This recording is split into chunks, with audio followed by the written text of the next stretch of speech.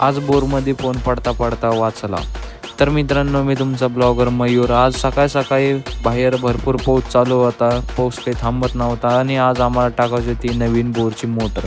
काल आपली बोरची मोटर जळाली होती, तर आज आम्ही नवीन मोटर आणली होती आणि आम्ही घरच्या घरी टाकत होतो. आणि इथून तुम्हाला पाणी दाखवायच्या चक्करमध्ये माझा फोन थोड्यावरून पडता पडता वाचला.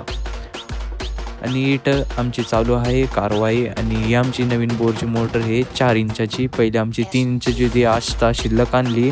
पण मग इथं पण एक विषय झाला, ही बोरची मोटर मध्येच फसली होती. पण मग आम्ही कशी बी करून बाहेर तिला काढलं, हिला लावलं आणि ती साईज कमी झाल्यामुळे ही काय फिट नव्हती होत. पण कसं तरी करून हिला फिट केलं. मग आम्ही केलं पाण्याची ट्राय, पाणी बाबा येते का नाही.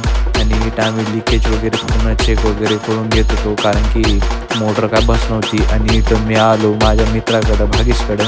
आणि इथून आम्ही लेट झालो तर कावड यात्राचे बॅनर लावणं, कारण की कावड यात्राचे पण ब्लॉग आता येणार आहे. तर पण तुम्ही फॉलो करा, लाईक शेअर सबस्क्राईब करा. जस्ट